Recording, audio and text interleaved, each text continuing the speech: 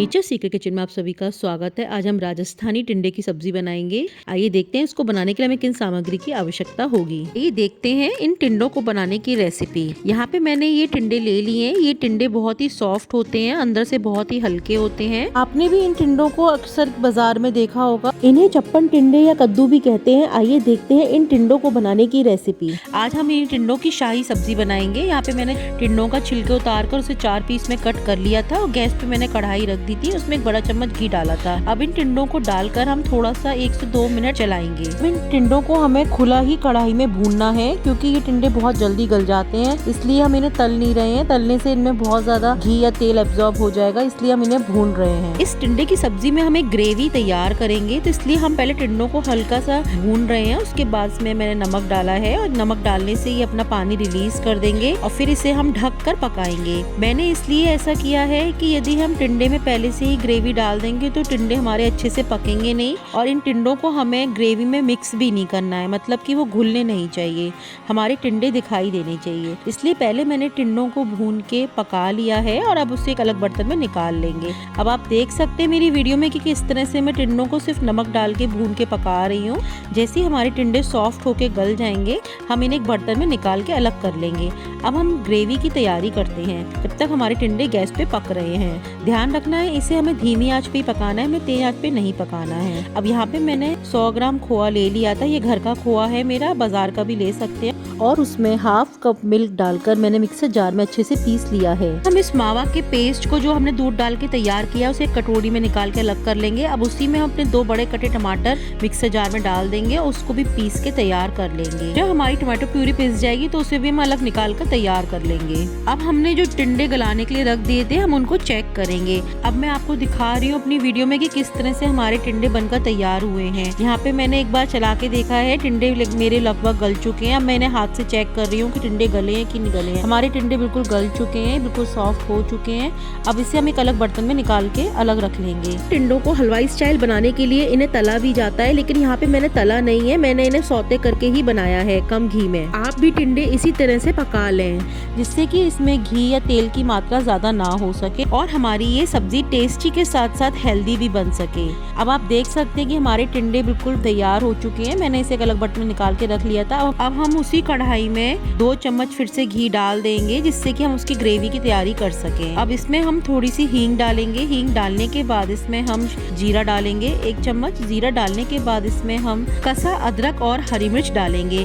अदरक और हरी मिर्च को स्किप ना करें, इससे इनका टेस्ट दुगना बढ़ता है। अब अदरक हरी मिर्च को हम अपने घी के मसाले में अच्छे से भूनेंगे। ध्यान रखना है कि अदरक और हरी मिर्च को बहुत अच्छे से भूनना है, जिससे कि घी में उनका फ्लेवर आ जाए। और हमने जो खोए का पेस्ट बना के तैयार किया था वो इस समय हम डाल देंगे और इसे भी अपने मसाले में अच्छे से भूनेंगे। अब इस मावा मिक्सचर को हमें 2 से 3 मिनट के लिए अच्छे से भूनना है, क्योंकि मावा पहले से हमारा भुना हुआ है, तो इसे हमें बहुत ज्यादा तो नहीं भूनना है, बस 2 से 3 मिनट के लिए इसे भूनना है। इसके बाद इसमें अपने बेसिक मसाले ऐड करेंगे। यहाँ पे मैंने 1 चम्मच हल्दी पाउडर डाला है और इसमें आधा चम्मच से कम मिर्ची डाली है। मसाले अपने टेस्ट के अकॉर्डिंग डाल सकते हैं। यहाँ पे मैंने आधा चम्मच कश्मीरी लाल मिर्च डाली है, जिससे हमारी ग्रेवी का कलर बहुत ही अच्छा आएगा। और यहाँ पे मैंने आधा चम्मच ही सूखा धनिया डाला है। मसाले इसमें बहुत ज्यादा नहीं डालते हैं, क्योंकि टिंडे की सब्जी जो होती है इसमें बहुत ज्यादा मसाले अच्छे नहीं लगते हैं। ये थोड़े हल्के मसालों से ही बना के हम इसकी ग्रेवी तैयार करेंगे। आप देख सकते हैं कि ये मावा में मसाले हमारे बहुत अच्छे से मिक्स हो चुके हैं। आप देखेंगे कि मैंने इस सब्जी में कोई भी खड़े मसाले या बहुत अतिरिक्त मसालों का इस्तेमाल नहीं किया है।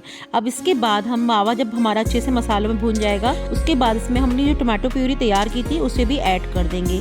अब हमें इन सब चीजों को बहुत अच्छे से भूनना है। ध्यान रखना है कि टिंडे हमारे पहले से गले हुए हैं, तो हमें अपनी ग्रेवी को बहुत अच्छे से भूनना है। जैसे ही हमारी ग्रेवी से घी अलग होगा, उसके बाद ही हम इसमें टिंडे मिक्स करेंगे। अब आप मेरी वीडियो में देख सकते हैं 7 से 8 मिनट हो चुके हैं और हमारी जो ग्रेवी का जो मिक्सचर है वो बहुत अच्छे से खदक चुका है और उसके ऊपर से घी भी तैर रहा है। जैसे ही उसमें घी अलग होगा, उसके बाद इसमें हम आधा चम्मच कसूरी मेथी ऐड कर देंगे। इससे हमारी ग्रेवी का टेस्ट दुगना बढ़ जाएगा। आप कसूरी मेथी को स्किप ना करें, इससे इसमें बहुत अच्छा फ्लेवर आता है। अब उसे भी अच्छे से मिक्स कर देंगे अपनी ग्रेवी में। उसके बाद इसमें हम टिंडे डालेंगे, जो कि हमने पहले से गला के तैयार करे थे, और इसे अपनी ग्रेवी में बहुत अच्छे से मिक्स करेंगे। ध्यान रखना है कि जब हम टिंडे अपनी ग्रेवी में मिक्स करें तो हमें इसे बहुत तेज नहीं चलाना है, नहीं तो टिंडे हमारे टूट जाएंगे, क्योंकि टिंडे बहुत ही सॉफ्ट होते हैं। ये टिंडों को हमने पहले से ही गला के रखा हुआ है, तो बस इसे हमें थोड़ा ग्रेवी सोक करने तक ही इस ग्रेवी में रखना है और पकाना है।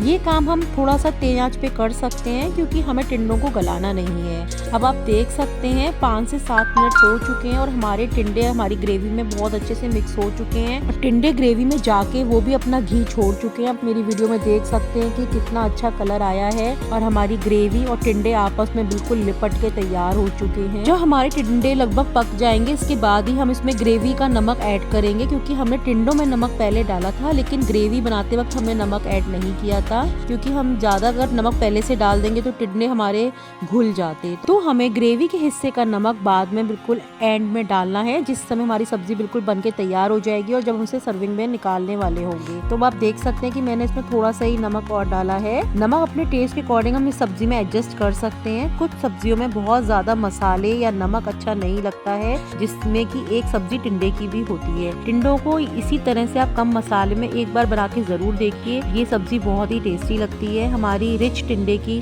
ग्रेवी वाली सब्जी बनके तैयार हो गई है। आपको ये टिंडे की सब्जी की रेसिपी कैसी लगी प्लीज मुझे कमेंट करके जरूर बताएं, मैं आपके कमेंट्स का इंतजार करूंगी। घर के बेसिक सामानों से इस शाही टिंडे की सब्जी को बना के तैयार किया है और इसमें मैंने घी और मसालों की मात्रा भी बहुत कम रखी है। अब हमारे टिंडे बनके बिल्कुल तैयार हो चुके हैं। आप देख सकते हैं ये ग्रेवी में कितने अच्छे से लिपट चुके हैं और कितने ही मसालेदार लग रहे हैं, तबकि इसमें हमने मसाला बिल्कुल भी नहीं डाला है। अब इसके बाद इसमें हम कटा हरा धनिया डालेंगे और इसे हम अपनी सर्विंग प्लेट में निकाल लेंगे। आपको एक बात बताना चाहती हूँ, यदि आप पे मावा घर में उपलब्ध ना हो तो आप घर की शुद्ध मलाई का भी इस्तेमाल कर सकते हैं। उस मलाई को मिक्सी में दूध डालकर पीस लें और उसमें 1 चम्मच दही ऐड कर दें, जिससे उसकी कंसिस्टेंसी बिल्कुल मावा मिक्सचर की तरह तैयार हो जाएगी और आप उस मिक्सचर को भी इस शाही सब्जी में इस्तेमाल कर सकते हैं। और इसमें यदि आप काजू और किशमिश भी डाल देंगे भून के तो इस सब्जी का टेस्ट और टेक्सचर बिल्कुल हलवाई स्टाइल हो जाएगा। तो आप इन दोनों चीजों को डाल सकते हैं। आप देख सकते हैं कि हमारी ये शाही सब्जी बनके बिल्कुल तैयार है और ये कितनी